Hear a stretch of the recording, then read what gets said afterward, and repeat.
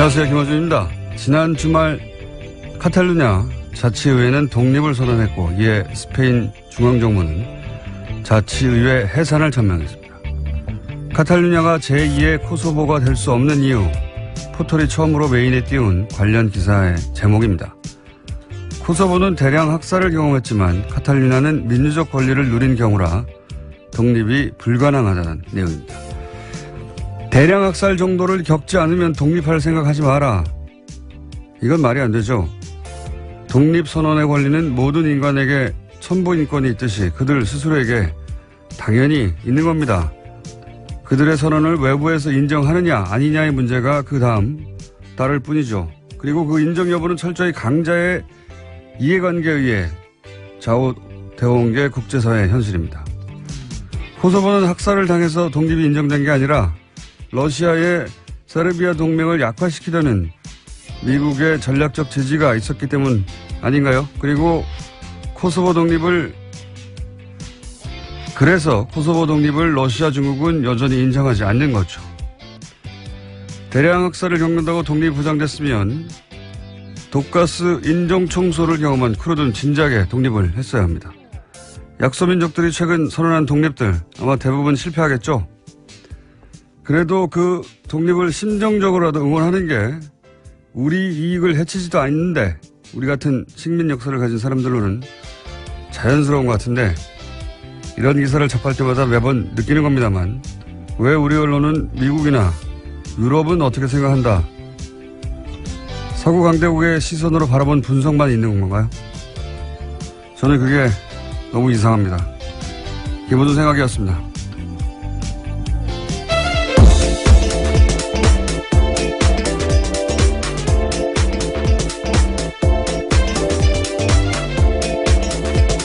시사인의 김은지입니다. 네. 저는 이런 뉴스가 참 관심이 많은데 올해 어떠십니까? 안 좋아 보이시는데요. 괜찮으신가요? 졸립니다. 네, 매우. 저는 이런 뉴스, 국제 독립 뉴스라든가 분쟁 뉴스가 관심이 많은데 이런 뉴스를 전하는 보도를 볼 때마다 참 이상해요. 저는 왜 이렇게 미국이나 유럽, 특히 서구 강대국의 시선만으로 이런 사안을 보는 건지, 예를 들어서 이 카탈루냐는 스페인 영토 주권을 얘기하거든요. 영토 주권. 스페인, 국경은 절대적이다. 영토는 절대적이다. 그런데 미국도 그걸 지지하고 있고요. 근데 이제 코소보 때는 미국은 세르비아의 영토 주권보다는 코소보의 민족 자결을 응원했어요. 네. 근데 그 이유가 정반대죠, 지금하고는. 지금 이걸 그대로 적용하면 카탈루냐 독립을 지지해야지, 미국이. 예. 그러니까 지금 코소보가 인종청소를 당했기 때문에 그런 거라고 유럽의 누군가가 얘기했더니 우리 기사가 됐는데 인종청소를 당하는 소수민족은 많아요.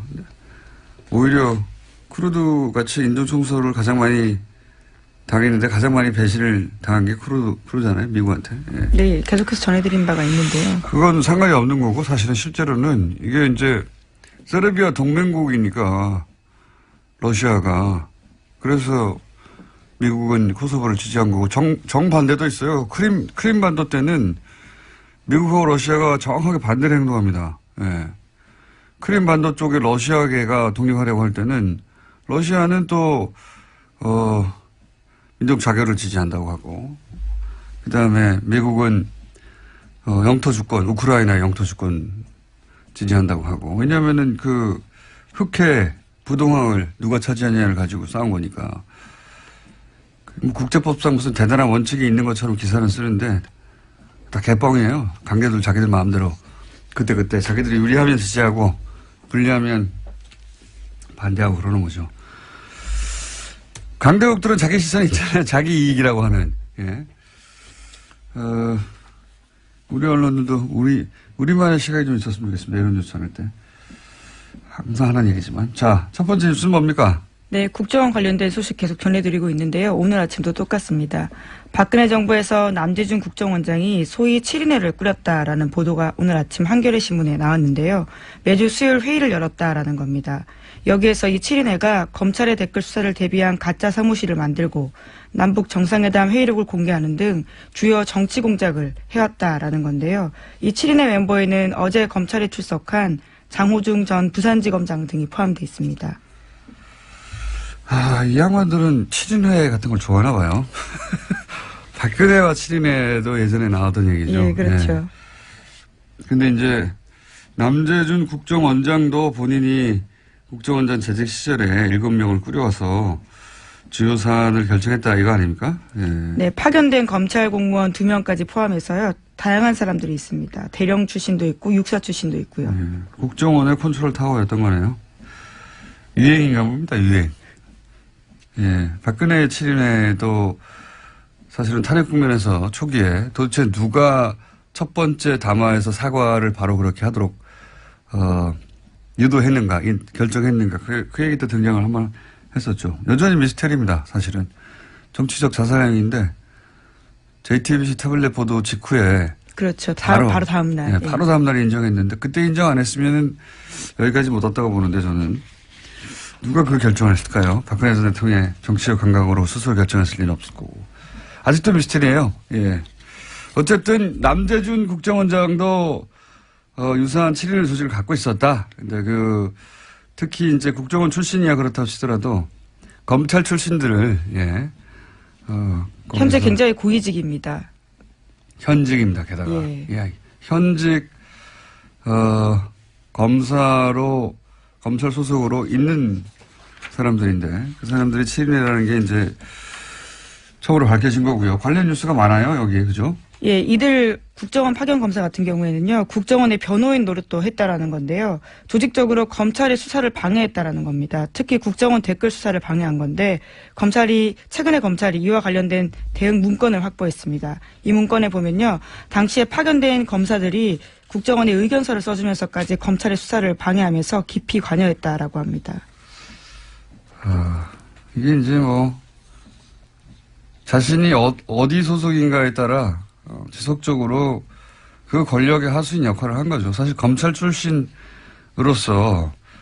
윤석열 검사나 혹은 최동욱 당시 검찰총장이 막 날아가지 않습니까? 예. 그러니까 자기가 평생 속했던 조직의 선배 수장들이 막 당하는데도 상관없는 거죠. 예. 상관없이 그냥 국정원에 가면 또 그 국정원에 충성하는 겁니다. 네, 오히려 자신의 출신 조직인 검찰의 수사를 방해하는 역할까지 하게 된 건데요. 권력의 하수인이 돼서 출세를 하고 싶었겠죠. 예. 그래서 국정원에서 댓글 수사를 하는 검찰을 가장 방해한 자들은 국정원에 파견됐던 검사들이었다. 이런 내용입니다. 예. 네, 어제 JTBC가 관련된 내용을 여러 가지 보도했었는데요. 뿐만 아니라 국정원 직원들이 재판에 증인으로 나갔을 때 이와 관련해서도 꼼꼼하게 지침을 내렸다라고 합니다. 해당 검사들이요. 네, 증인도 코칭을 한 거죠. 국정원 직원들을 재판장에 가서 이렇게 해야 빠져나갈 수 있다. 근데 이제 재밌는 건 그때 당시 재판에 출석해서 그런 증언들을 쭉 했는데 나는 모른다. 종북 세력을 대응하기 위해서 그랬다 했는데 최근에 다시 검찰 수사를 그 국정원 직원들이 이제 새로운 혐의 사실에 나왔으니까 받고 있는데 그때 했던 말들 다 거짓말이었다고. 네, 다 실토한 거죠 이제. 실토하고 있습니다. 예, 실토하고 있고 그러면 그때 거짓말을 시킨 사람이 누군가 이렇게 따져 들어가 봤더니 국정원 내에 파견 갔던 검찰 출신들이었다. 예. 네. 그런 검사들이었으니까 국정원을 파견시켰겠죠, 또. 예. 속속들이 밝혀지고 있네요. 네, 그래서 지난주 금요일에 검찰이 장호중 전 부산지검장 등을 비롯해서 7명의 사무실과 자택을 압수수색했습니다. 또 주말 동안에는 이재영 검사와 서천호 전 차장, 장 전 지검장을 소환 조사했습니다. 현재는 전보 조치돼가지고요. 부산지검장 자리에서 내려왔습니다. 그러니까 이제 검찰 내에서도 예를 들어서 검찰 내에서 검찰 출신들이나 검찰 지검장 굉장히 높은 사람이거든요. 예. 네, 그렇죠. 지검장 정도로 수사할 때 반발이 있거나 또는 잡음이 있을 수 있는데 이건 없어요. 예, 없는 것이 검찰 내에서도 뭐 동정을 받을 여지가 전혀 없는 것이 검찰이 수사하는데 검찰을 수사를 방해하려고 가짜 세트를 만든 거 아닙니까? 지금 그걸 했던 사람들이라는 거죠 지금. 예. 세트로 가짜 사무실을 만들어 놓고 가짜 서류를 잔뜩 그 안에 집어넣어 놓고 거기를 압수수색하도록 한 사람들이 사실은 그런 일을 결정하고 컨트롤 타워 역할을 하고 이제 뭐 증언을 코칭하고 하는 게 다 검찰 출신이었다. 그런 얘기입니다. 예. 그 관련 뉴스가 쭉 많고요. 근데 그분들이 지금 구속됐다. 또는 수사받고 있다. 그렇죠. 예. 이런 얘기들. 뉴스가 너무 많이 쏟아져서 도대체 누가 구속됐다는 건지. 예. 댓글 수사하고 있는데 그래서 검찰 출신들이 이런 일을 했다는 게 이제 관련 뉴스로 많이 쏟아졌습니다. 주말에. 네. 자, 다음은요. 네, 2008년 이건희 삼성 회장이 차명 계좌에 숨겨둔 4조 4천억 원대 돈이 있었다라는 바를 말씀드린 바가 있는데요. 차명 계좌에 부과되기 때문에 세금을 내지 않았었습니다.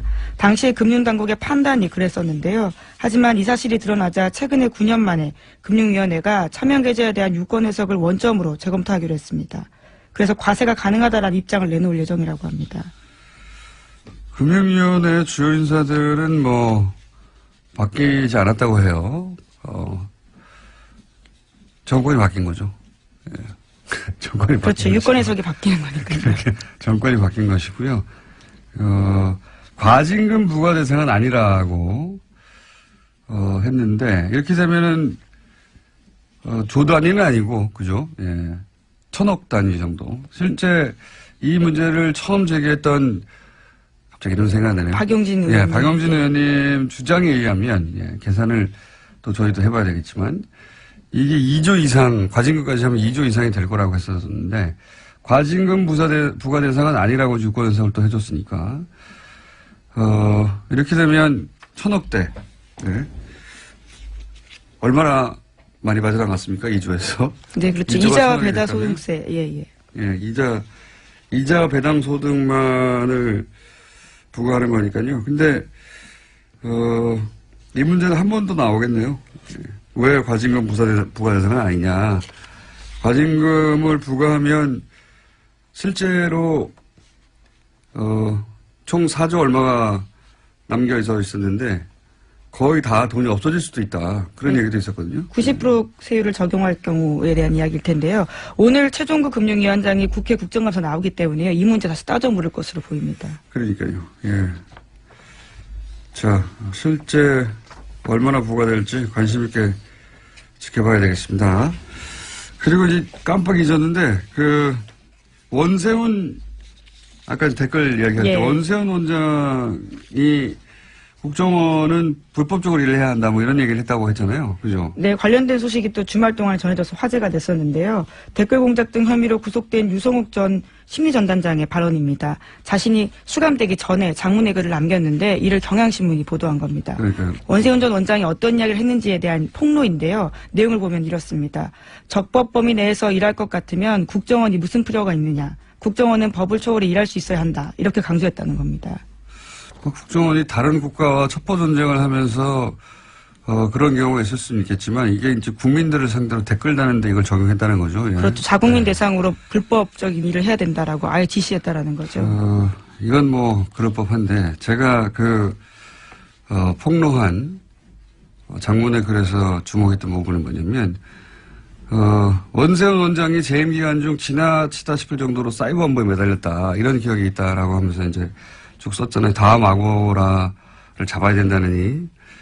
근데 이건 제가 지난번에 한번 얘기한 것 같은데 이렇게 원세훈 원장의 사이버 업무에 매달린 이유 자체가 이명박 전 대통령 때문이에요. 예, 이명박 전 대통령 취임 초기부터 청와대 행정관이 근무하는 사무실에 내려와서 여기저기 댓글 달라고 직접 지시했다고. 이건 제가 이명박 정권 초기에 들은 이야기입니다. 초기에. 대통령이 무슨 행정관 자리에 와가지고 등 뒤에 서가지고 여기 기사에 댓글 달라고 했을까 싶은데 그랬다고 합니다. 그랬다고 그때부터 본인과 관련된 기사의 댓글에 대단히 민감했다. 댓글에 대한 집착을 보여주는 장면이에요. 네.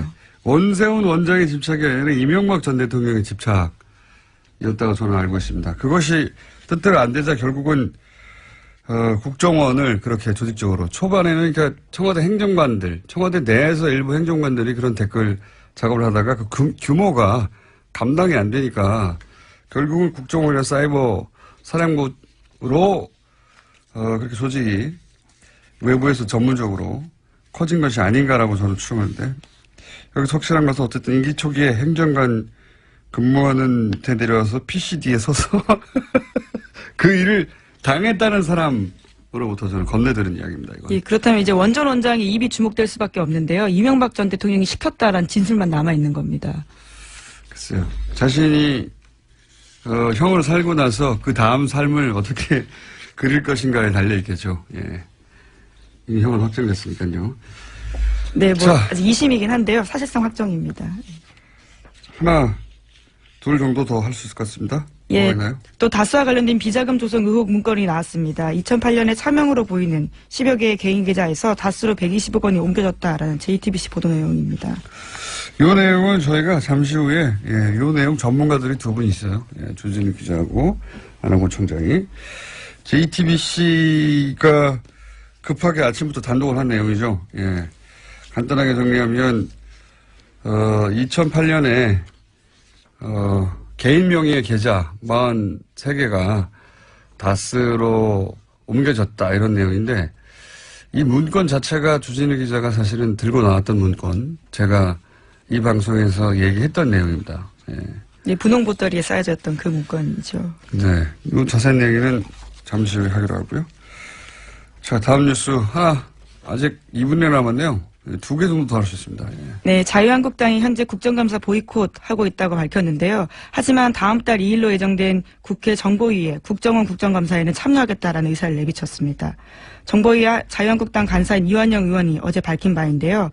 국정원 개혁발전위원회가 연일 과거사의 일탈 행위를 찾아내고 검찰에 고발하고 있다면서 이 문제를 제대로 따지겠다라고 밝혔습니다. 이제 뭐 이건 다른 게 아니고 이제 국감이 끝났기 때문에 이대로 국감 끝까지 안 들어갈 수는 없으니까, 네. 마지막 정보위에는 들어가겠다고 하는 거겠죠. 예.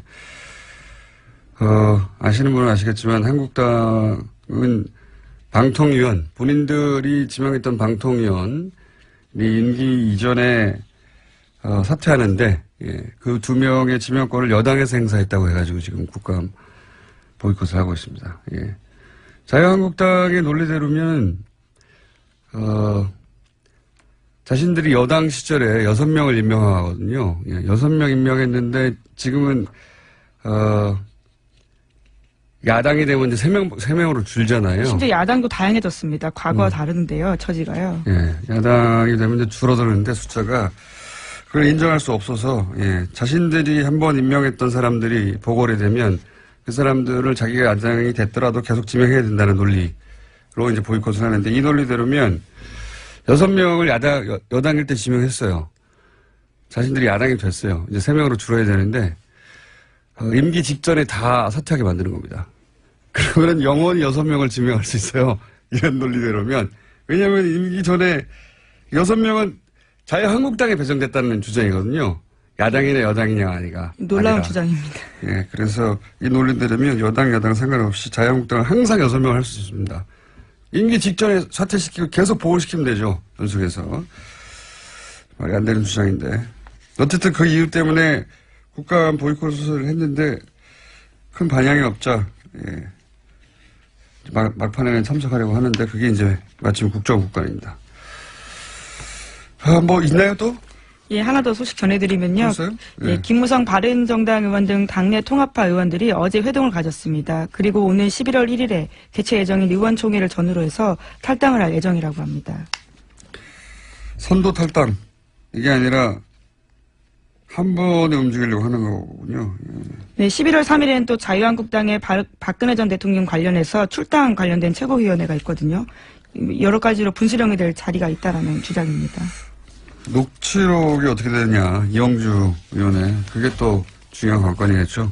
원래 홍준표 대표하고 서청원 의원이 대결할 때 처음에 녹취록은 하나만 존재하는 것으로, 예.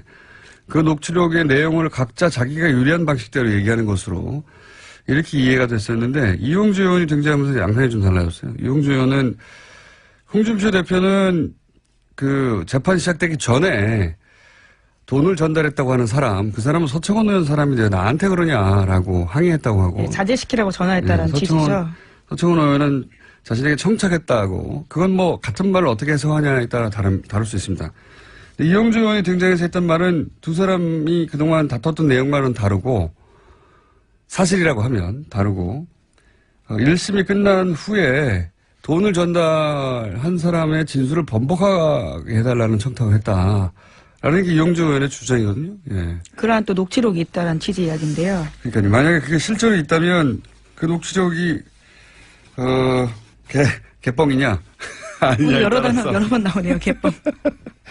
왜냐하면 정치권에서 이런 녹취록이 있다는 공방이 뭔가 결정적으로 끝난 경우가 별로 없어요. 예, 녹취록이 있다고 막 하다가 흐지부지 사라지거나 녹취록을 들어봤더니 별거 아니거나 그런 경우가 많았거든요. 근데 이제 이 경우는 그 다른 당의 의원인데 녹취록이 있다고 들고 나왔기 때문에 그리고 이제 지금까지 얘기하고 다른 이야기를 했기 때문에 이 내용에 따라서는 사실은 홍준표 대표의 운명이 갈릴 수도 있고 서청원 의원이 이제 두 말 더 이상 할 수 없이 출당을 당할 수도 있고요. 또는 그 내용이 이용주 의원이 주장했던 것과 다르면 이용주 의원도 굉장한 타격을 또 입을 수도 있습니다. 어떻게 될까요? 녹취록이 이 주장 들으면 두 개에 해당되는 건데. 예. 네, 아직은 홍준표 대표와 서청원 의원 사이의 설전만 남아있는 상태입니다. 알겠습니다. 자, 오늘은 여기까지 하겠습니다. 시사인의 김은지였습니다. 감사합니다. 친애하는 국민 여러분, 안녕하십니까. 여러분의 귀염둥이 MB 만사 올렸습니다. 기온이 하루가 다르게 떨어지고 있습니다. 건강에 더욱 신경을 써야 한다. 그런 확신을 저는 가지고 있는 겁니다. 요즘 마음이 무겁습니다. 적폐청산이라 하는 미명 아래 새로이 만들어지는 적폐. 저는 이것이 대단히 우려스럽다. 그하고 의욕만을 가지고 전 대통령한테 정치적 망신을 주려고 하는 그런 행동은 치졸한 정치 보복에 지나지 않지 않느냐. 저는 그런 확신을 가지고 있는 겁니다. 진우, 알았나? 알아들었나? 알아묻냐고. 응? 전직 대통령 이러면 눌러묻고 조롱하고 이거 뭔 써? 응? 진우, 니도 이제 얼라 아니잖아. 어른이라고 어른. 그거 하면 니 나이값을 해야지. 응? 니 이만큼 얘기했는 자꾸 이카면 자꾸 이래 분탕질 하면 천벌 받아. 천벌. 응? 니 천벌 받아봤나? 천벌 그거 응? 억수로 아파.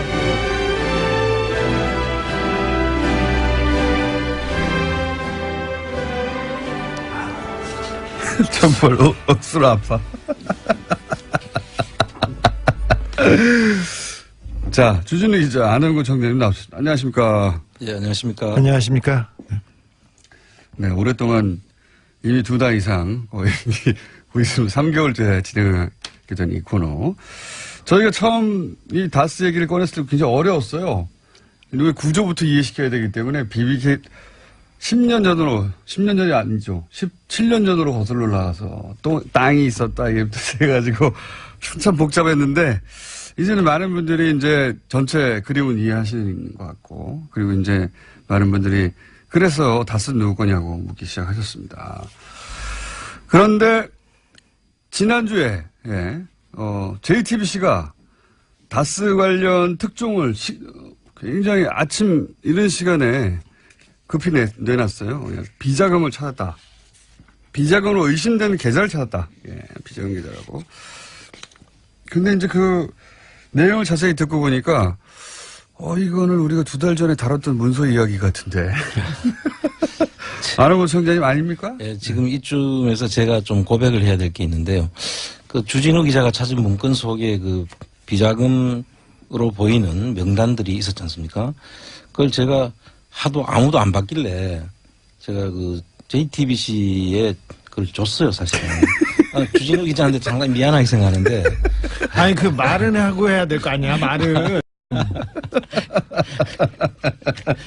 아니, 근데 그렇게 해서 JTBC가 아주 제대로 그 기사, 그 문서의 의미를 저희는 읽고 지나갔었거든요. 뭐냐면, 이건 김재정 씨 차명 계좌, 김재정 씨 이름 하에 관리되는 차명 계좌로 의심된다. 이것이 결국 비자금 아니겠는가. 이런 식의 아주 짧은 코멘트만 하고 넘어갔어요. 예. 예, 그랬는데 여기서 JTBC는 뭐랑 매치를 시켰냐면 이거는 JTBC의 공입니다. 공인지 실수인지 앞으로 밝혀지겠지만 2008년에 이제 정호영 특검이 있었습니다. 정호영 특검이 도곡동 땅에 소위 말해서 BBK 특검이었죠. 예, BBK 특검. 덮어주기 특검이었죠. 예. 그 특검 때 실제로 다스의 차명 계좌로 약 120억 대의 비자금이 조성된 거를 찾고도 덮어버렸다. 이런 얘기 저희 방송에서 몇 번 했는데 액수가 거의 비슷해요. 예. 그래서 JTBC는 소위 이제 정호영 특검이 덮었다고는 120억 대 비자금의 계좌를 확보한 것으로 이해한 겁니다. 그렇게 지금 보도가 나갔고. 예. 네. 네. 그럴 수도 있죠. 그것도 안홍구청장의 공이 큰 것 같은데 아니에요. 아니에요. 그 정호영 특검이 찾은 그 비자금은 네. 그때 당시 사장 김성우라는 사장이 그 권안무개 전무랑 해서 관리하던 따로 MB는 모르던 자금이었어요. 그래서 그 MB는 모르던 비자금을 찾아서 MB 쪽 다스한테 돌려준 게 그때 100억 원대 그 자금이었고. 이명박 전 대통령이 모르던 비자금이 있을 수 있습니까? 모르는 것으로 했겠죠. 자, 아니요. 2007년까지는 네. 다스는 이명박의 회사고 이명박이 수시로 돈을 찾아가요. 그러기 위해서는 전산화를 시키면 안 돼서 수기로 장부를 만들었어요. 수기로. 그래서 장부를 만들고 돈을 계속 빼갔습니다. 선거 때마다 이렇게 빼가고 왔다 갔다 했는데, 워낙 그렇게 장부도 제대로 안 되고 전산화도 안 됐으니까 이거 빼먹기 좋지 않습니까? 그럼 이명박 전 대통령 잘못이 없죠. 그 비자금에 대해서 몰랐다면. 자, 100몇억에 대해서는 없는데 그것만 비자금이냐? 그것 말고 또 있어요. 이번에 나왔던 그거는 이것 말고 또 다른 비자금이었고요. 아니 그러니까 이제 그러면 정리를 해보자면 정호영 특검이 찾았던 120억 그 비자금은 그러니까 MB는 모르고 그 임직원들이 해먹다가 걸린 돈이었어요. 라고 지금 주진우 기자는 알고 있는 것이고. 그럼 그 자금들을 다스로 옮겼는데. 그 자금을 현실화한 것이다. 이런. 네네, 그렇죠. 그렇습니다. 그 부분은 또 다르게 얘기했는데 지난번에 우리가 방송에서 대통령 되기 전에. 못 알아듣고 있어요. 지금 혼자 진도 나가지 말고. 자. 지난번에 저희가 대통령 안가에서 대통령이 되기 직전에 그러니까 당선자 시절에 안가에서 이동영이라는 사람이 오고 어떤 사람이 와서 사장을 잘라라 말라 이렇게 해서 안가에 왔다는 얘기를 잠깐 했었어요. 근데 그때 잠깐만 혼자 막 진동하는데 한 달 전쯤에 이명박 전 대통령이 된 이후로도 다스 인사와 관련해서 직접 지시를 안가에서 내렸다 이런 얘기를 한 적이 있습니다. 네. 그 내용을 지금 혼자 막 진도 나가고 있는 거예요. 그런데 자, 인사와 그 비자금 얘기였는데 비자금을 어떻게 처리할 것인지에 대한 회의가 그때 있었어요. 그런데 다스의 비자금은 너무나 많아서 그 120원 그 특검이 발견했던 그 120억 덩어리는 다른 덩어리고요. 이게 원장이 여기에요. 연필로 이렇게 메모하고 했던 원장인데. 그럼 그건 내한테 준 거 아닌데? 그거예요. 잠깐만 기다려 보십시오. 또 새롭게 나왔네요. 이거는. 그거 아니에요? 저거 아니에요? 이거 아니고, 그때 당시에. 또 다른 거예요. 그럼 여기 있어. 비자금이 여러 갈래가 있었네요. 자, 그러니까 비자금이 여러 갈래가 있고. 아니, 이런 회의는 밖에서 다 하신 다음에 들어오셔야지. 아니, 지금 여기 비자금 덩어리는 여러 덩어리가 있고 120억은 다른 겁니다. 비자금이. 잠깐만. 정리를 다시 하자면, 이게 무슨 얘기를 하고 있냐면요. 못 알아들어요, 이렇게 가면.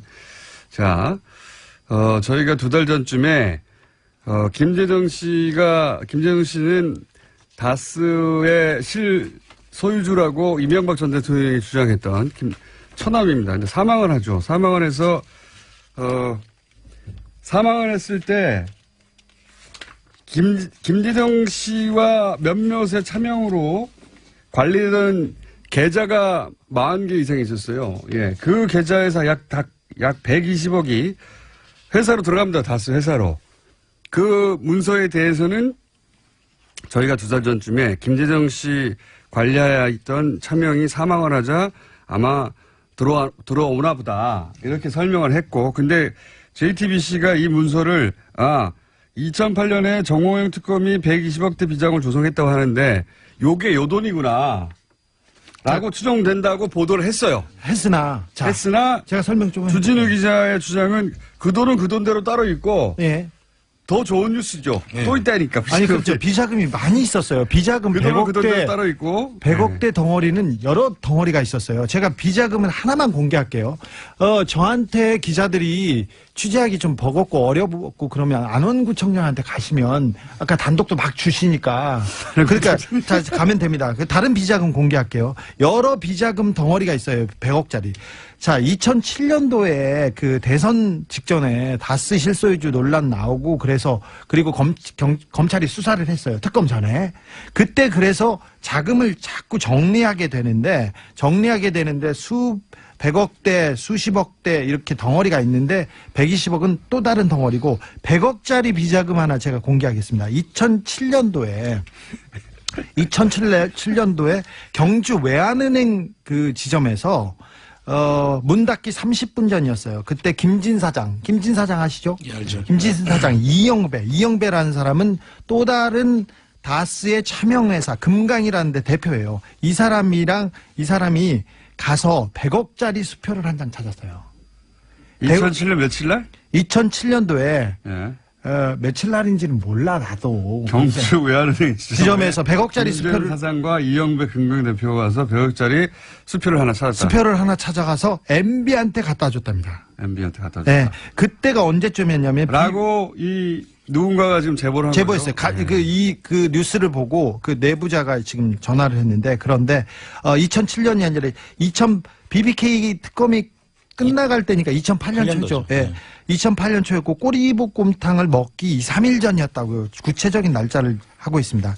꼬리볶음탕을 먹기 2, 3일 전. 그건 2008년 그 2월 달이죠. 네. 그 담당 직원은 아직도 다스에서 격리 직원으로 있는데 이 100억을 찾고 이 관여했던 사람은 조땡땡입니다. 조땡땡. 그렇습니다. 이건 또 다른 비자금입니다. 다스의 비자금입니다. 100억짜리입니다. 그 이건 비자금 심플한 거. 세 가지 종류가 일단 오늘 거론되고 있습니다. 네. 하나는 2달 전쯤에 저희가 김재정 씨 사망 이후에 계좌와 번호가 쭉 나온 게 있거든요. 예. 그게 120억대였어요. 그리고 2008년 정호영 특검 때 비자금을 찾았는데 회사에서 덮어버렸다고 하는 비자금이 있습니다. 그 비자금과 김재정 씨 비자금이라고 추정되는 내용이 같은 건 줄 알았더니 다른 거예요. 다른 거라고 이제 주진우 기자는 주장하고 있고 JTBC에서는 아니 JTBC 몰라 이거 그거 모른다니까. JTBC는 같다고 생각을 해서 네. 예, 자, 그렇게 추정을 한 것이고 본 자료는 예. 어떤 자료냐면 그 개인 명의로 돼 있는 그래 명의로 있는 자금을 다스로 넘긴 자료죠. 다스로 옮긴 자료예요. 그러니까 그때 무슨 우리가 이야기냐면 설명한 게 맞아요. 예. 그 이야기는 뭐냐면 실시간으로 회의 중입니다. 지금 이 돈은 무슨 돈인가? 그 자금들은 이제 정호영 특검이 지금 추정해 보면 정호영 특검이 있다고 했잖아요. 그거를 아마 이제 있다고 해서 그거를 현실화 시켜서 덮으려고 했던 거 아닌가. 그럴 수도 추정했어요. 있겠습니다. 자, 근데 그럴 비자금 수도 덩어리가 있겠습니다. 지금 다른 덩어리가 하나 있죠. 한 덩어리만 더 얘기할게요. 이게 무슨 얘기냐면 정호영 특검이 비자금이 있다고 하니까 이게 두 분만 알아들으면 뭐해요. 정치 두 분이 회의는 밖에서 하고 방송 내용을 해야 되는데 두 분은 지금 합의를 봤습니다. 어떻게 합의를 봤느냐. 정호영 특검이 120억대 있다고 하는데 그러면 그게 비자금이 아니라고 예. 이제 맞춰야 되잖아요. 그래서 김재정 씨 차명 중에 120억대를 이렇게 두드려 맞춰가지고 그걸 해명하려고 했던 거 아니냐. 이런 지금 설명입니다. 그리고 지금 주 기자가 준 제가 이 자료는 네. 그 자료가 아니죠. 그 자료가 아닙니다. 다른 자료예요. 예, 다른 비자금 정보. 그러니까 기자들 오시면 내가 다 드릴게. 자, 그리고 하나 더. 잠깐만. 비자금 하나 더 공개하자고. 잠깐만, 비자금 그래서 세 가지 종류가 지금 거론이 됐고요. 다른 덩어리 또 줄게. 자, 네 번째 덩어리가 나오려고 합니다. 네 번째 덩어리입니다. 강남 교보생명.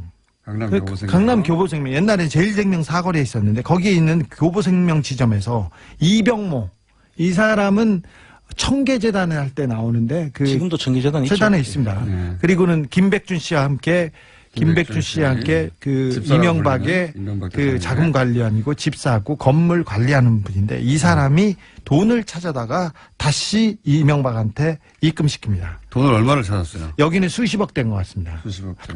자, 몇 가지 덩어리가 있는데 이 덩어리가 별개의 덩어리인데 그때 특검이 그 BBK 특검 때 이 비자금을 검사들이 다 파악했어요. 이것도 있고 저것도 있고 저것도 있다. 지금 얘기한 경주 외환은행 지점에서 문 닫기 30분 전에 김진 사장하고 이영배 대표가 100억 수표를 찾아가지고 전달했다고 하는 거는 이것도 검찰이 파악하고 있는 겁니까? 아니 그거는 이제 돈이 있다는 거를 그 검찰이 파악해서 알고 있는데 그 클리어 되니까 꼬리곰탕 먹기 며칠 전이지 않습니까? 그러니까 의혹을 다 털어주지 않습니까? 털어주니까 자신 있게 그냥 돈을 찾아가지고 그냥 갔죠.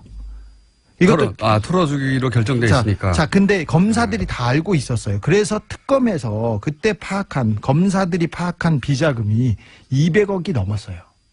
100억대가 아니었어요. 그러니까 정호영 당시 특검이 당시 파악한 금액도 100억대가 아니라 200억대였다. 훨씬 넘었어요. 예. 그랬는데 그래서 삼성 서울병원에서 그때 이상은이 조사를 받으려고 하니까 삼성 그 VIP실 삼성병원 19층 VIP실에 숨었어요. 숨어서 누가? 이상은이요.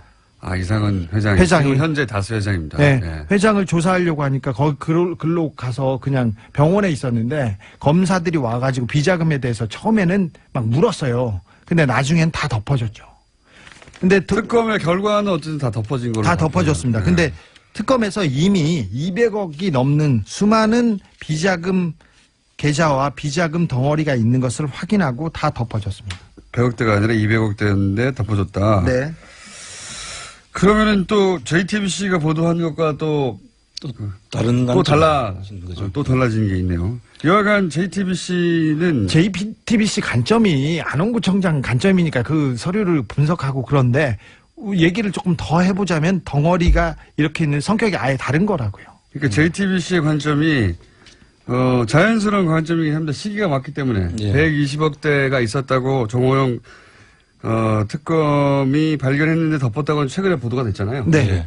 그 금액과 이 금액이 대충 거의 비슷하기 예, 때문에 거의 맞는데 예. 거의 맞아서 그래서 다스에서 해외에 있는 계좌들을 가지고 120억을 만들었을 수는 있어요. 근데 하지만 그때 정호영 특검이 120억 원대 비자금이 나왔다는 거 한 것은 MB 몰래 딴 주머니 찬 다스의 임직원들에 대한 임직원들이 만들어 놓은 비자금이었어요. 그러니까 또 다른 비자금 덩어리였던 거죠. 자, 비자금 덩어리가 여러 개 나왔고 심상정 의원도 사실은 JTBC가 보도한 그 내용이 정호영 특검이 덮은 그 비자금이 아니냐.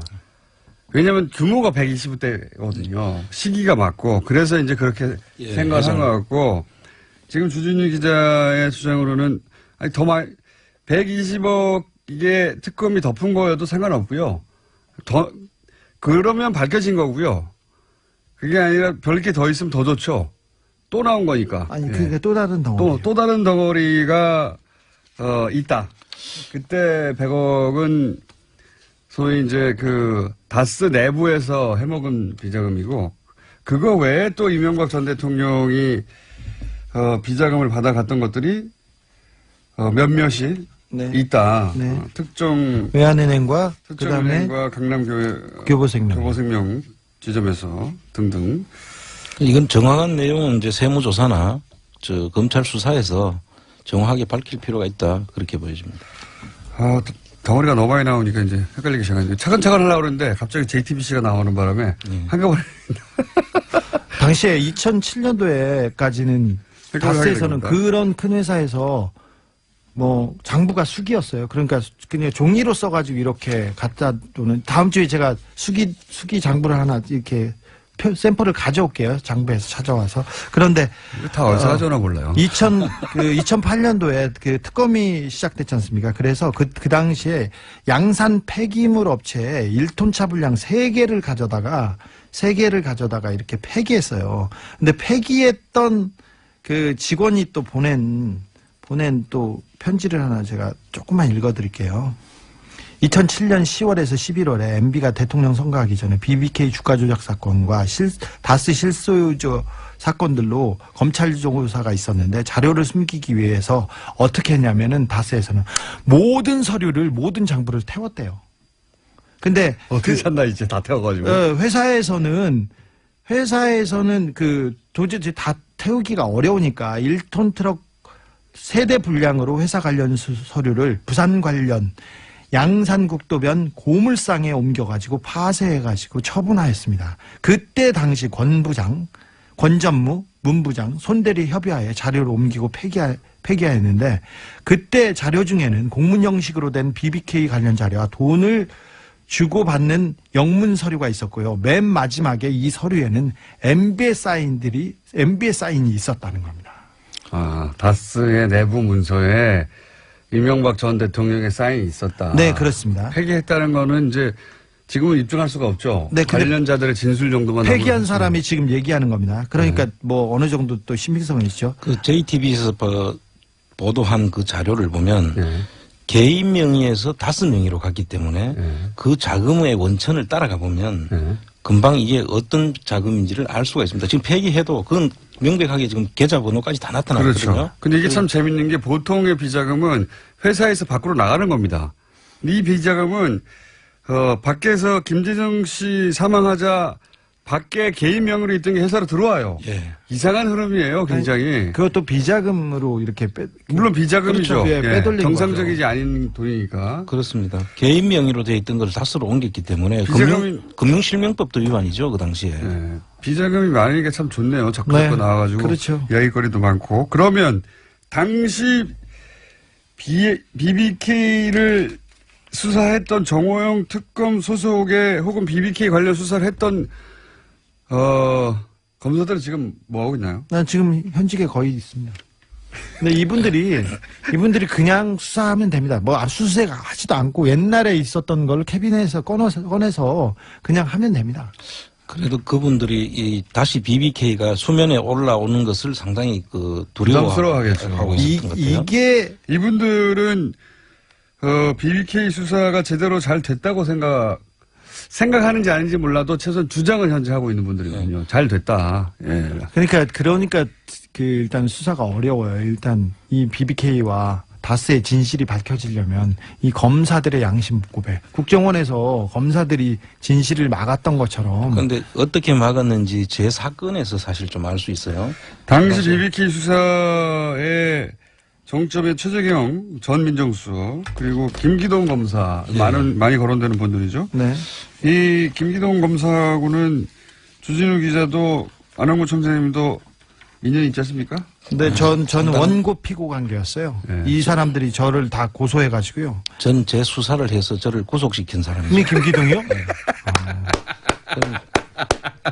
그런데 이 사람이 어떻게 하다 보면 이게 다 이렇게 연결이 됐어요. 그 당시에 BBK 했던 분인데. 저를 한 번도 조사도 하지 않고 한 번도 나오라고 이야기도 없이 원래 바로 최순실 비자금 찾으려고 출연을 시작하신 분인데 하다 보면 이렇게 BBK로도 다 연결돼 자, 있어요. 예. 연결됩니다. 그 당시 BBK 수사검사들이 최재경, 김기동, 김우곤, 장영섭, 배종혁, 최성원, 박철웅, 박광배, 김양수, 김영석 다 지금 굉장히 좋은 부서에 다 있습니다. 그 중에서 김기동 검사하고는 인연이 특별하시다고. 그렇습니다. 네. 국세청에서 저를 청부 수사를 시켰고요. 그 당시에 이현동 당시 차장이 서울지검장인 노황균 씨한테 찾아갔다는 이례적으로 갔다. 근데 그때 제 수사를 시키기 위해서 같은 것으로 이제 추정이 되고요. 그래서 그걸 수사를 한 사람이 김기동 씨인데, 김기동 씨한테 그 당시 최재경 씨가 김기동 씨한테 이 BBK 다시 수면으로 떠올린다. 안홍구를 수사하지 말아라고 했다는 것을 내가 조선일보 간부로부터 들은 이야기예요.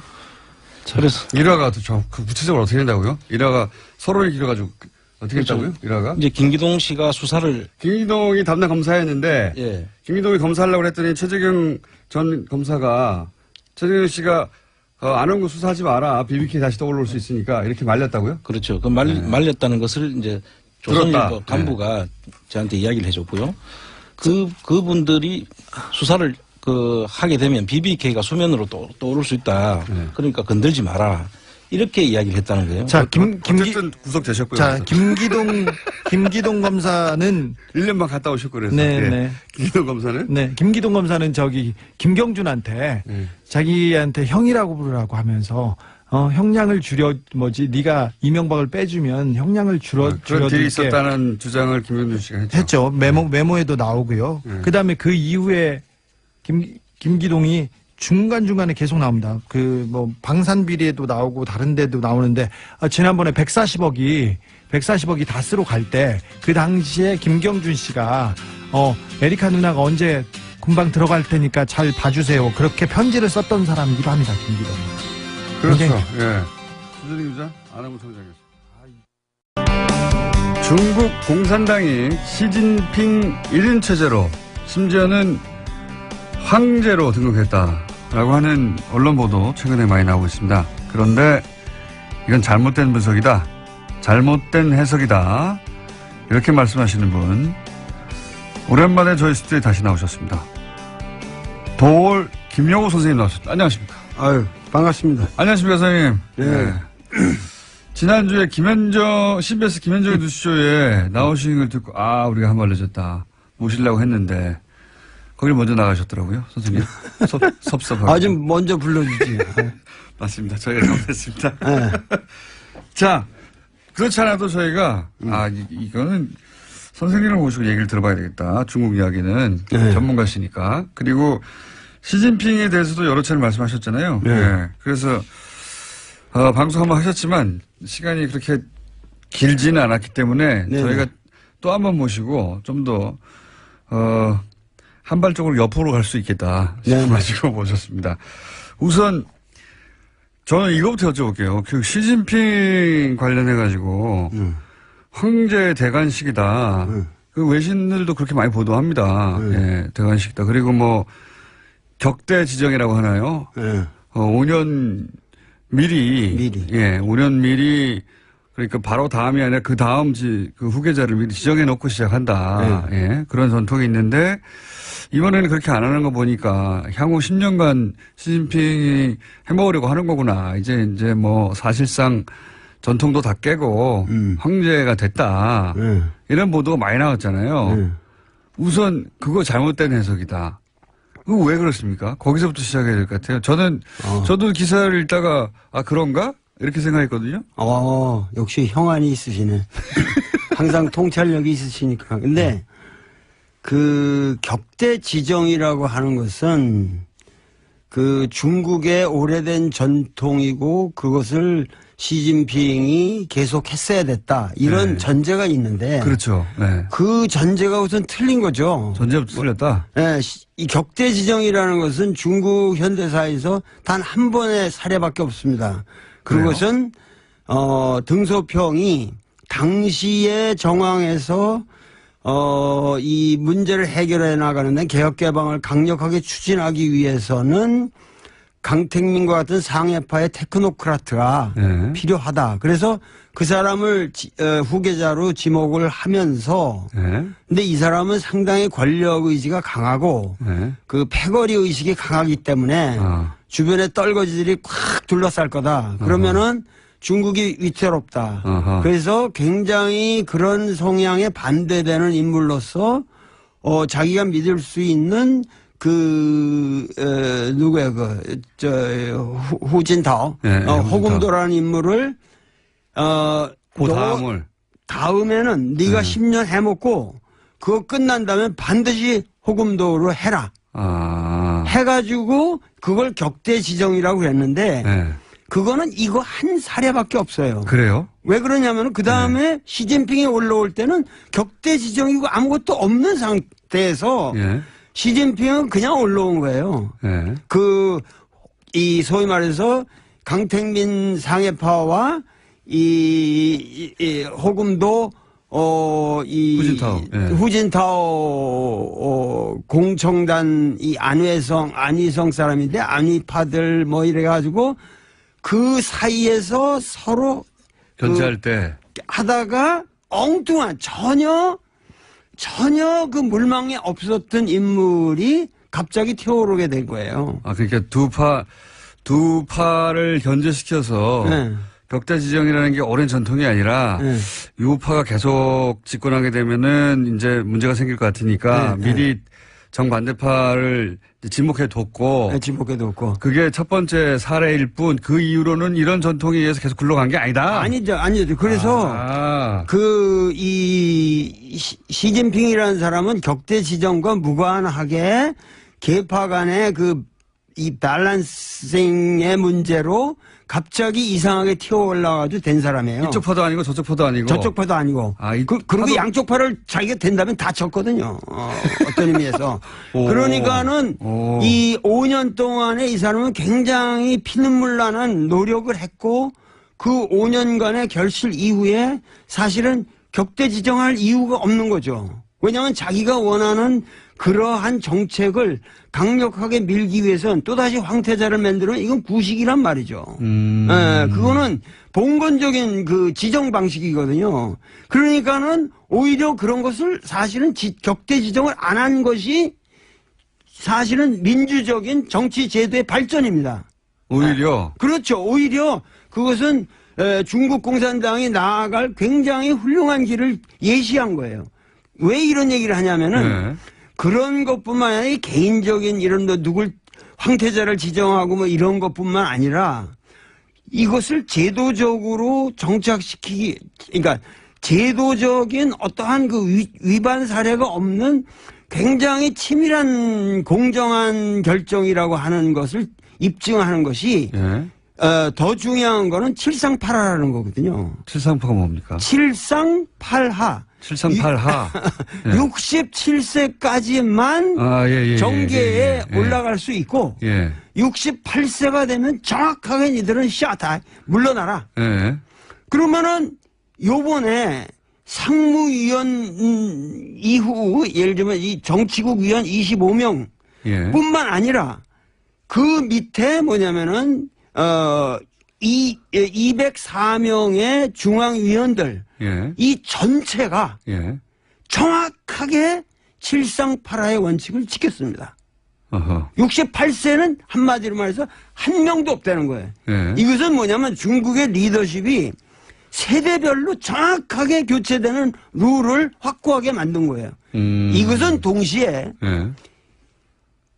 다음 차기 5년 후에 이 시진핑은 69세가 됩니다. 아, 그래서 본인은 저절로 물러나게 될 때. 물러날 수밖에 없는 거죠. 그러니까 이 원칙에 의해서. 이 칠상팔하의 원칙이 중요한 건데, 거기에 걸려있던 사람이 소위 왕치산이라는 사람이었거든요. 그런데 68세가 올해 됐는데, 그 사람을 갖다가 중앙기율위원회 소위 말해서 부패청산에 가장 앞섰던 사람이고 이 사람이 계속 갈 거다. 그러면은 이게 황제 권력을 만드는 거다 이랬는데 그 원칙도 깨지고 그 사람이 스스로 물러났어요. 깨끗하게 물러나고. 그래서 중국 지금 정치는 우리가 생각하는 거하고 달리 어떠한 제도적인 원칙에 의해서 그 공정한 게임을 갖다가 계속 해나가고 있다는 거예요. 그러면은 후진타오가 격대 지정을 안 했지만 67세라는 원칙을 이번에 스스로 지켰기 때문에 그렇게 지켜서 인선을 했기 때문에 자기는 다음번에 자동으로 올려서 자기가 이제 사라질 거를 지금 예언한 것과 마찬가지로 예언한 거죠. 그 자기가 나는 내가 1인 독재 이런 거 관심 없다. 격대 지정의 방식이 아니라 이런 식으로. 그래가지고 니들 앞으로 내가 옛날에 황태자 이런 것이 뭐냐면 굉장히 무리가 많았거든요. 이 보시라의 문제도 있었고 항상 누가 지정이 되면은 거기에 또 부패고리가 나라비 쓰고 자기들 함부로 할 수가 없단 말이에요. 그러니까 거기서 생기는 그런 식의 게임을 하는 게 아니라 최근에 우리한테 문제가 됐던 사람이 저 광동성 서기인 그 후춘화하고 그리고 이쪽 천민월이라는 인물이었잖아요. 모릅니다. 이 천민월이라는 사람은 이 사람의 그 절강성 시절에 이 고스트라이터였거든. 자기 쓰는 연설문을 전부 써줬던 문학 소녀 같은 사람인데 그 사람하고 이 후춘화하고 이제 둘이서 격대 지정의 물망에 있다라고 얘기했는데 사실은 그런 방식으로 나는 취하지 않겠다.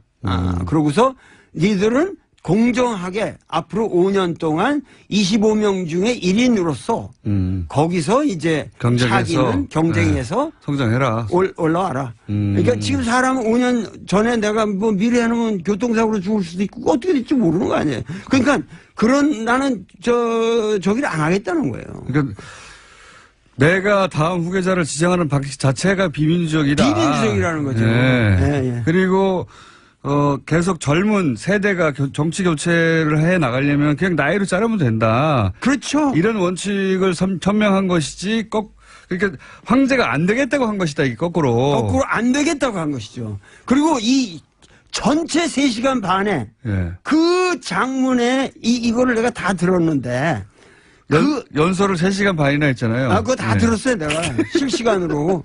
예. 그 감을 잡기 위해서. 근데 제일 마지막에 뭐라고 끝나는 줄 아세요? 뭐라고 그러냐면 청년이 흥하면 이 나라가 흥할 것이요. 청년이 강하면은 이 나라가 강할 것이다. 앞으로 이 청년들에게 꿈을 주는 정치를 못하면 이 나라는 끝이다. 이렇게 끝납니다. 마지막에. 그러니까 얼마나 이 세대가 변한다는 것에 대해서 이 사람은 신념을 가지고 있냔 말이죠. 그럼 우리 언론들은 이게 격대 지정이 안 됐기 때문에 이게 황제가 된 것이라고 그 선생님 말씀이 하자면 거꾸로 해석을 왜 이렇게 한 겁니까? 그것은 예. 그 중국 정치의 내면을 보지를 않고 소위 말해서 이 시진핑을 보는 시각도 맨날 시진핑은 태자당이다. 이 태자당은 지금 그런 말 쑥 들어갔잖아요. 내가 옛날부터 그럼 그 넌센스다. 이 사람은 태자당도 아니고 전혀 그런 중국이라는 거를 갖다가 무슨 상해파, 태자당, 무슨 공천단파 이런 식으로 중국을 바라보면은 중국 정치를 근본적으로 보지 못한다는 것을 내가 옛날부터 얘기해 왔는데 이런 시각에서 중국을 분석하는 게 일본의 언론에 딱 틀입니까? 틀이에요. 아주. 그래서 우리나라 그 기자님들이 전혀 독자적인 견해를 가지고 중국을 바라보질 않고 지금 나처럼 아마 이 진지하게 이 연설문 하듯 읽고 분석한 사람들이 거의 없는 것 같아요. 그러니까는. 없겠죠. 그러니까는 뭐냐면은 일본 기자들이 중국을 비하시키기 위해서 보는 시각에서만 본다는 거죠. 그러니까 저는 내가 중국을 뭐 이렇게 올린다 이런 게 아니라 우리가 정확하게 중국에서 무슨 일, what's happening? 거기서 무슨 일이 일어났냐고 있는 것을 정확하게 알아야만 우리의 미래를 위해서 중국을 어떻게 중국이라는 함수를 요리해 가느냐 하는데 정확한 전략과 그렇죠. 전술이 나올 수 있다는 거예요. 이거 완전 정반대 해석이네요. 그러니까 근데 그게 일본이 중국을 바라보는 시각을 우리가 그냥 번역하면서 고스란히 들여와서 그렇다는 거죠? 그렇죠. 네. 그러면은 지금 시진핑이 지금 청년을 말했고 또 동시에 신세대 중국 특색 사회주의라고 주장했는데 그런 말씀까지 다 아시네. 대단한 거예요. 이게 뭡니까? 굉장히 이상한 말이거든요. 신세대 중국 특색 사회주의. 신시대. 신시대. 근데 신시대 중국 특색 사회주의. 이거 시진핑에게 무슨 사상이 있냐? 사람들이 자꾸 묻는데 시진핑은 뚜렷한 사상이 있어요. 어떤 게 있습니까? 뭐냐면 요번 전체 여기 3시간 반의 연설을 치밀하게 분석해 보면 놀라운 게 있습니다. 무슨 얘기냐면은 공산주의라는 것은 우리가 이론적으로 여기 다 아시겠지만 뭐냐면 역사를 이 발전적으로 보는 거 발전 단계로 보는 것이고 그리고 그 역사가 그 변증법적 발전을 하는 가장 추동력이라고 하는 것이 소위 말해서 생산력과 생산 관계의 모순이라는 거란 말이에요. 네, 마르크스의 주장에. 마르크스의 주장에 그래서 그것이 생산 양식을 형성하는데 그게 하부 구조를 이루고 거기서 이제 상부 구조가 놀아난다 이런 얘기인데 이 사람은 완전히 그런 구태연한 틀을 깼어요. 그러면 중국의 진정한 주요 모순은 뭐냐? 네. 맨날 우리나라 주요 모순 그 논쟁이 있잖아요. LA NLPD. LAPD 뭐 이런 거. 네. 근데 이 사람의 중국 사회의 주요 모순은 예. 국민들의 아름다운 삶, 美好的生活, 아름다운 생활에 대한 열망. 예. 그 아주 표현이 절묘해. 아름다운 생활에 대한 열망과 예. 이 불균형의 엉터리 여태까지 발전 사이의 모순이 주요 모순이다. 그러니까는 그 아름다운 생활, 삶을 향한 국민들의 열망이라는 건 뭐냐? 양극화를 그렇게 표현한 겁니까? 그렇죠. 네. 참 샤프하시네. 뭐냐면 여태까지는 이 등소평 이래 개혁개방 30년의 모든 그 모델은 선부. 특정한 놈, 흥묘백묘로 해가지고 어떤 놈이든 돈 많이 벌어라. 그럼 우리가 인정해주고 지원해주겠다. 그러면 거기서 콩고물 떨어지는 거 분배한다. 예. 이런 선부론이 중국을 망쳐왔다는 거예요. 그래서 이 선부론을 이제는 뭐냐면 공부, 공유한다는 공산주의의 공짜로 예. 공부론으로 바꿔야 된다. 그리고 공향, 그 모든 부를 같이 국민들이 향유해야 된다. 그리고 국민이 주체가 돼야 된다.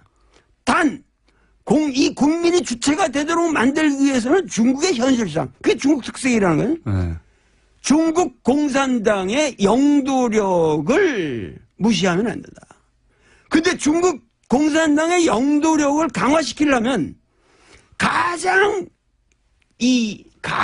방해 요소가 인간의 허약성.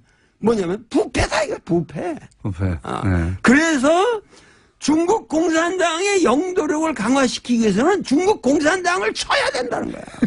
이놈들이 전부 부패해가지고 국민들의 그 신망을 얻지 못하기 때문에 중국이 여태까지 난항해왔다. 그러면 이 난항해온 이 중국을 바로잡기 위해서 부정한 현실을 정자정야, 정치라는 것을 오로지 바로잡는 것이고 내가 10년 동안 할 거라고 하는 것은 실제로 이러한 잘못된 것을 바로잡는 것밖에 없다. 그래서 뭐냐면은 총연 칠당, 뭐냐면 종엄치당이라고 그러지. 당은 엄격하게 다스린다. 그러니까 중국식 그 사회주의를 할 텐데 그래서 이제 당이 이끄는 개혁을 계속 해 나갈 텐데 네. 그런데 지금까지는 당이 썩어가지고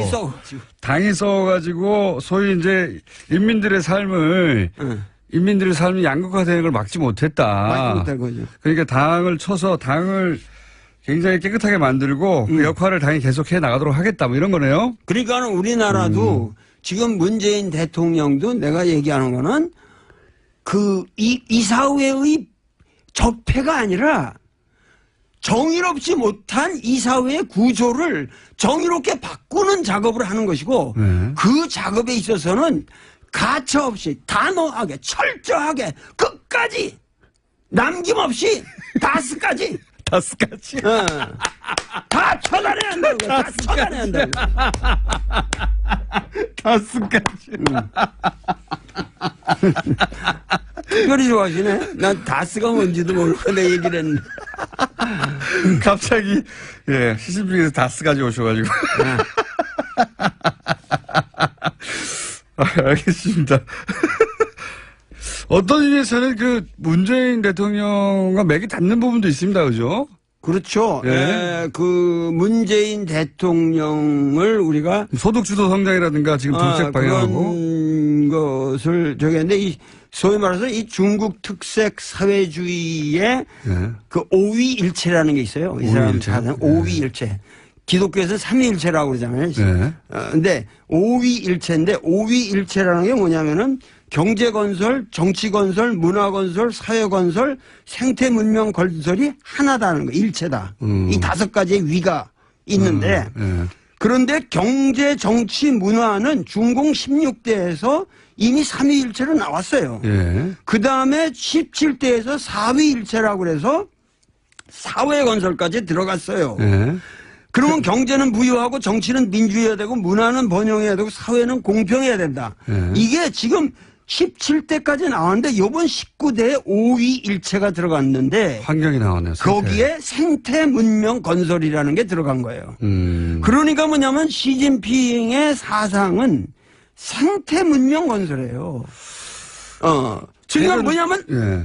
국민들의 삶을 아름답게. 이 사람은 무슨 얘기까지 하면 매일이 사회주의. 그러니까 아름다운 사회주의를 해야 한다는 거예요. 여태까지 사회주의는 그냥 평등이라는 그런 명목 하에서 썩었다는 거예요. 이 막스 레닌주의를 암암리 까는 거예요. 뭐냐면 이제는 아름다운 사회주의를 해야 되고 그다음에 매일이 덮고자 그러면서 아름다운 국가를 만들어낸다. 그렇게 해서 전인적인 국민 모두가 전인적인 발전을 해야 된다.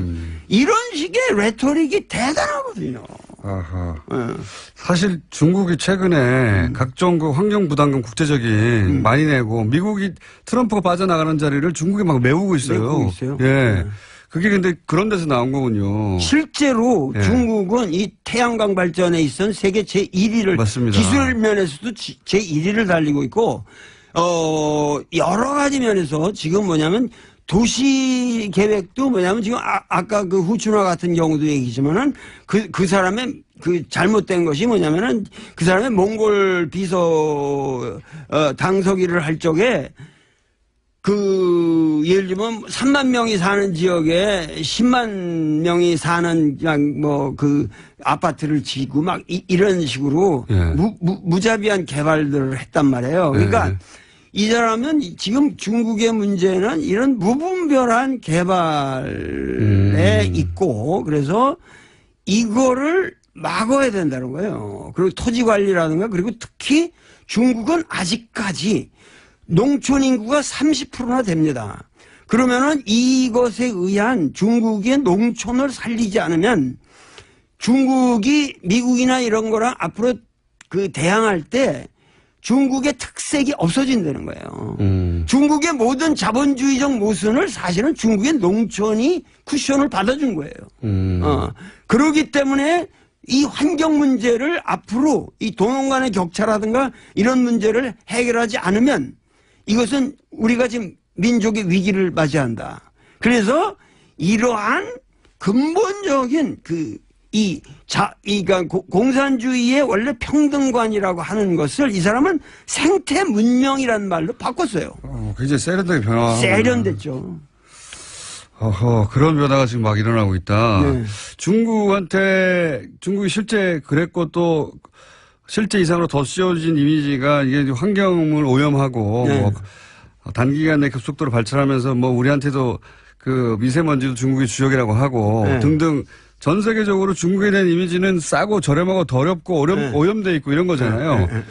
이거를 근본적으로 뒤집겠다고 지금 나선 거네요. 말하자면. 그렇죠. 앞으로 5년 동안 여태까지는 자기가 그 소위 말해서 이 종엄치당 그 당내의 부패 그리고 더 큰 것은 군대 내 부패였어요. 그래서 군대를 과감하게 축소시켰잖아요. 별들이 우르르 날아갔어요. 그래가지고 그 군대를 축소시키면서 실제적으로 강군몽이라고 이 사람이 처음 등장해서 중국몽이라고 중국어몽. 근데 거기에 강군몽이라는 게 있었단 말이에요. 근데 이 강군몽이라는 걸 실현했어요. 과거보다 엄청나게 지금 군사력이 증가했습니다. 근데 거기에 가장 중요했던 건 뭐냐면 군대가 중국에서는 이 기업 같은 걸 많이 가지고 있었거든요. 여기서 생긴 부패를 아주 과감하게 척결했습니다. 그래서 하여튼 중국에서 고위 관료라고 그럴 수 있는 사람이 여태까지 매일 500명 이상씩 목이 잘려나갔어요. 매일이요? 매일 500명.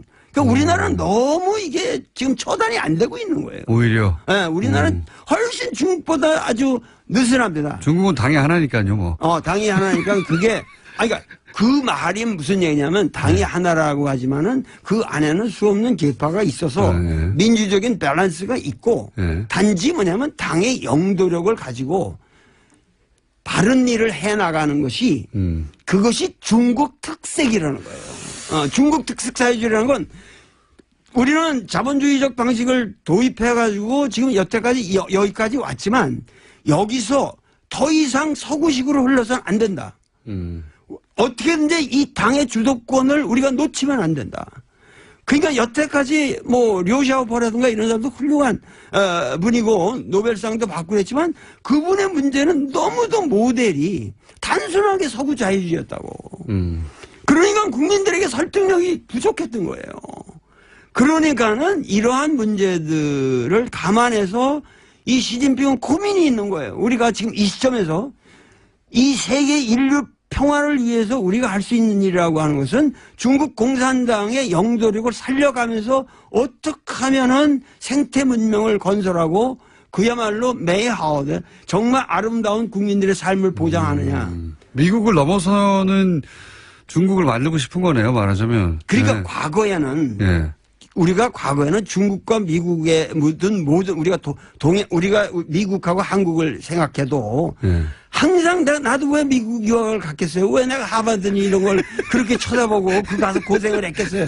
그 미국에 대한 향심이 있고 미국이 선진국이고 그러니까. 미국이 위대하다 이렇게 생각했단 말이에요. 그렇죠. 그런데 지금 과거에 뭐 저 미국이 중국에다 대고 뭐 인권 문제 딱 하면 컴플렉스가 있었단 말이에요. 있었죠. 근데 이제는 뭐냐면은 인권이 제일 들어온 나라가 미국이고 자본이 제일 들어온 나라가 미국이고 자유가 제일 없는 나라가 미국이고 여행 가기 제일 불편한 나라가 미국이고 금융 사기가 제일 많은 나라가 미국이고 이런 미국에 대해서 우리는 더 이상 미국이 말하는 세계관 그들의 말하는 가치관에 우리가 복속될 필요가 없다.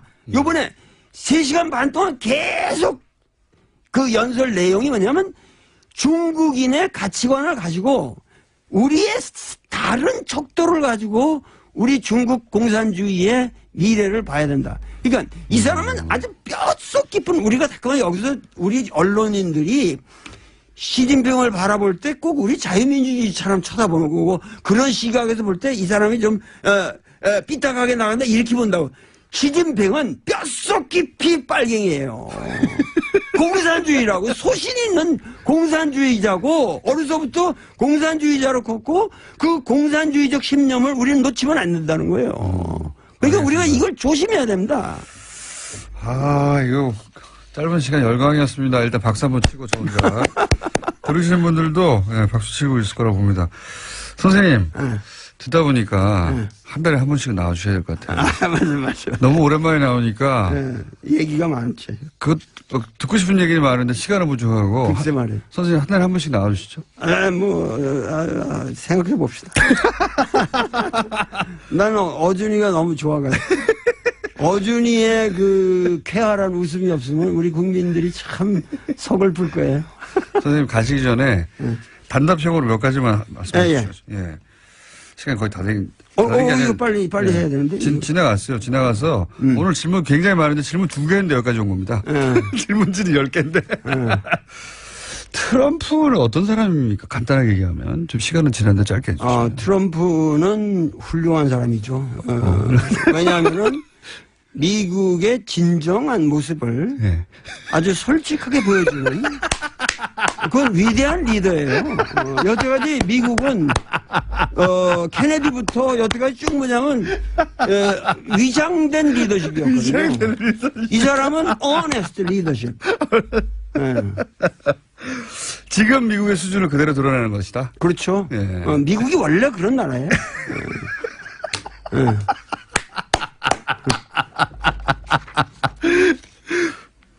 다음 주에 한 번 더 하시죠, 일단. 아니, 이거 제일 마지막에, 예.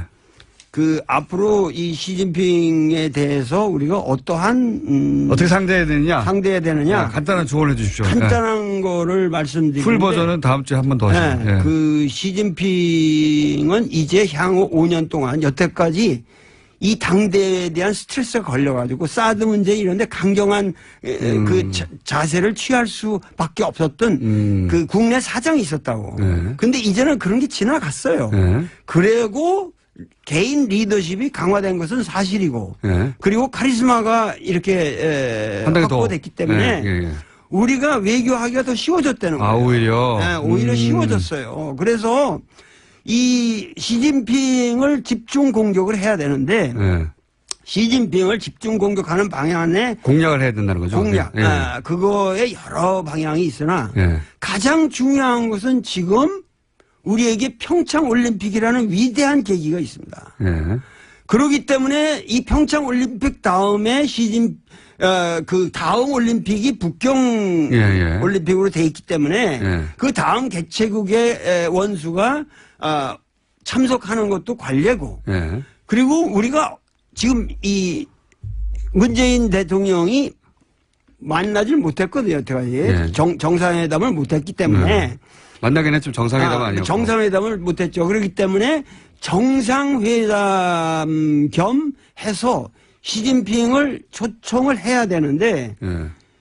내가 얘기하는 건 우리가 국민들이 예. 매스컴이면 뭐든 그 사람이 폼나게 좀 올 수 있도록 폼나게 해줘야 된다. 폼나게 뭐냐면 이 남북 문제가 또 결려 있단 말이에요. 예, 그러면 이 평창 올림픽을 하나의 세계적인 세계인들이 모이는 자리에서 이 시진핑으로 하여금 자기들이 말하는 중국에 지향하는 이 동아시아 문명에 지향하는 바가 바로 이 평창 올림픽에서 구현하려고 하는 평화 정신이다. 예. 이래가지고 북한도 참여하고 이렇게 해서 평창 올림픽을 소위 말해서 그 트럼프가 지금 추진하고 있는 그런 모든 밀리타리즘의 그런 어떤 고립주의와 독선주의에서 벗어나서 중국 문명의 어떠한 그 점잖은 당나라 때와 같은 그런 의젓한 모습을 평창 올림픽에서 드러낼 수 있도록 그래서 기회를 줘야 된다.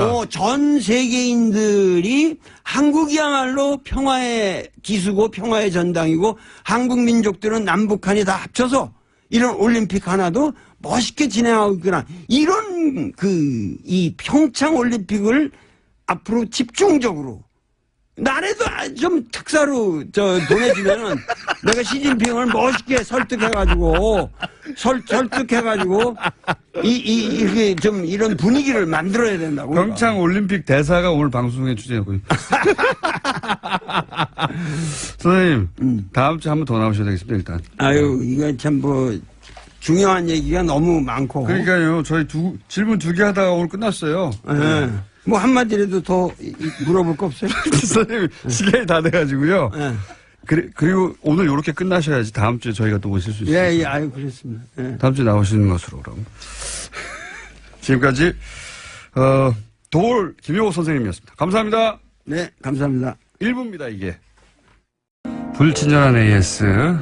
김문지 기자가 연락을 했습니다. 한국당 국정원 국감 참석 시사는 했는데, 안 한다고 다시 정정했다고. 예, 이걸 내일 하지 또 이렇게 급하게 정정 와서 알려드리고요. 역시 도올 선생님에 대한 문자가 많습니다. 어쩜 이렇게 명쾌하게 통찰력 있게 도올 당신을 어찌하오리까 사랑하는 도올 최고 등등등 문자가 쏟았습니다. 네. 주장과 견해를 이렇게 전달하는 능력 대단한 거죠, 정말. 예. 도올 선생님 천재입니다. 네. 그 외에 플랜 다스의 개. 도메인을 선점했으니 연락 주십시오. 무료로 양도하겠습니다. 플랜 다스의 개. 예? 그렇고요. 예. 고발 하나 와 있네요. 토요일날 여의도에서 안민석 의원에게 사람들이 잘생겼다고 하니까 안민석 의원이 표정 변화 없이 자주 들어요. 라고 고발합니다라고 문자 하나 왔고요. 예, 런던에서 2시간 이동한 어느 시골입니다. 바로 뉴스공장 접속했습니다. 네, 당연히 그러셔야 되고요. 여기는 PGA입니다. 이 정도 돼야 문자 하는 거 아닙니까? PG.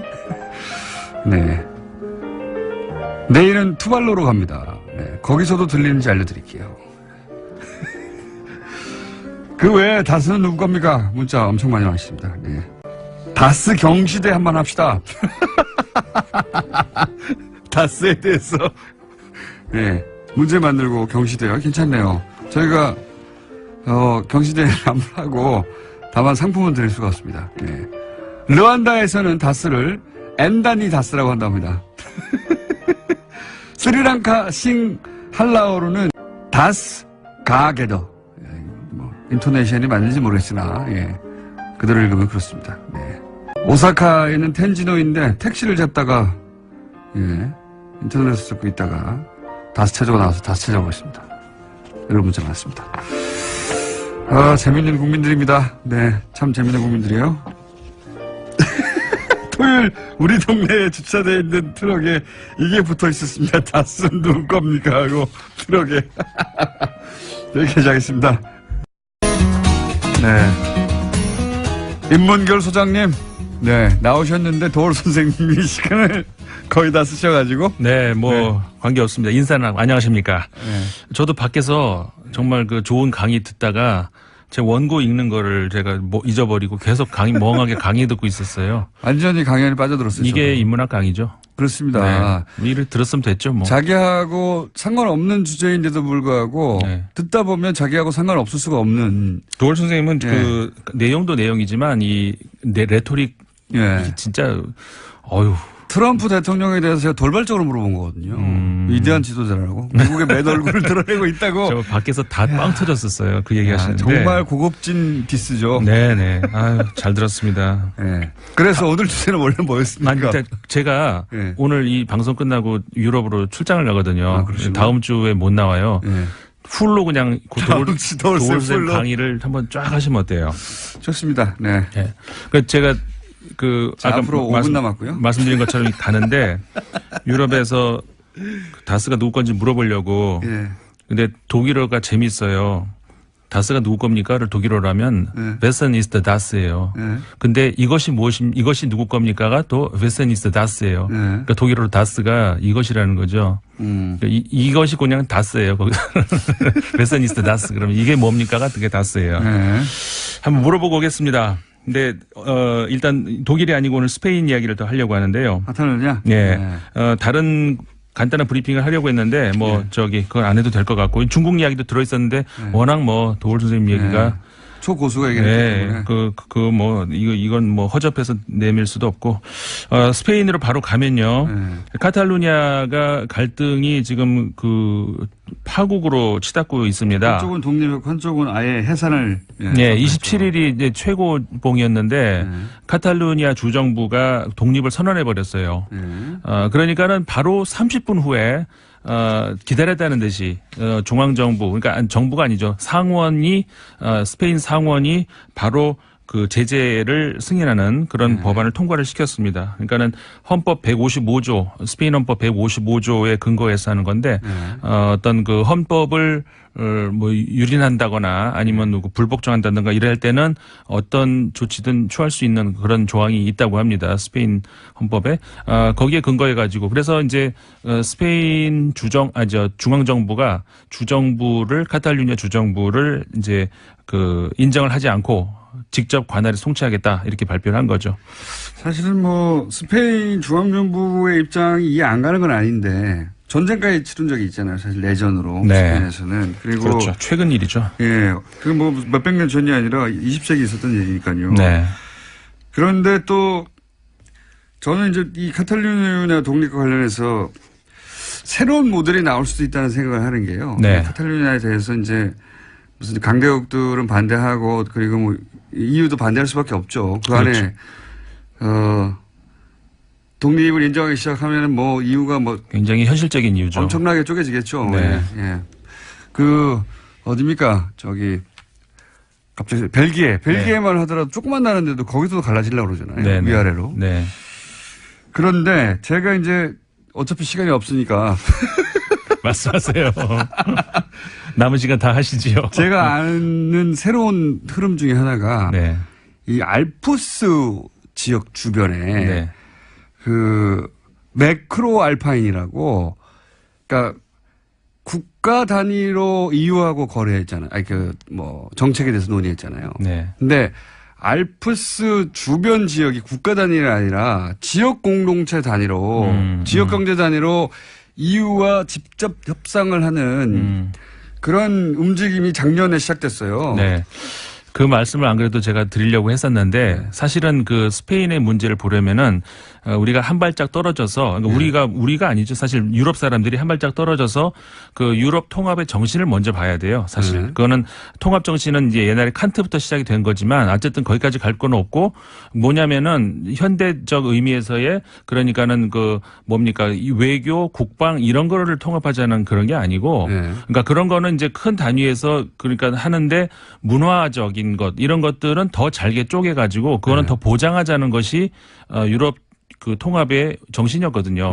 그런데 그게 지금 안 되고 있잖아요. 그러니까는 카탈루니아 입장에서도 그 기대를 했었을 법하죠. 그렇게 되면 뭐 자기 언어나 자기 문화나 그렇죠. 전혀 안 되잖아요. 그러니까는 다른 그 스코틀랜드 마찬가지고요. 아까 말씀하셨던 벨기에도 그렇고 이탈리아도 북부하고 또 그런 게 있죠. 남부도 있고. 프랑스 내부에도 또 있습니다. 지역별로. 그러니까는 유럽 통합 당시에 이 사람들이 제가 그때 프랑스에 있었는데 그 베토벤 그 교향곡 9번 이게 이제 유럽 가잖아요. 그 막 몰래 펴지면서 그 축제의 분위기 정말 부러웠거든요. 근데 그런 게 지금 온데간데 없어졌잖아요. 그런 게 저는 새로운 국경의 개념 혹은 새로운 국가의 개념도 탄생할 수 있다. 그렇죠. EU 자체도 사실 독특한 건데 나라끼리 다 단순히 국경을 허문다는 의미에서의 그런 유럽이 돼서는 안 된다는 거죠. 그러니까 지금까지 생각하듯이 국경 절대적이고 국가는 절대적이었다. 사실 국가의 탄생도 얼마 안 됐지 않습니까? 그렇죠. 국민국가의 탄생도. 그렇죠. 그러니까 국가 단위가 아니라 어떤 지역 경제 단위로 지역 혹은 뭐 문화 단위로 네네. EU와 협상한다는 것은 국가 이외의 존재를 인정한다는 거거든요. 그렇죠. 너무 많이 나간 얘기인가요? 네. 아니 근데 새로운 모델을 우리가 한번 지켜볼 수도 있을 것 같다. 그거는 굉장히 유효한 분석이신 것 같아요. 김상훈 의원이었습니다. 네, 안녕. 감사합니다.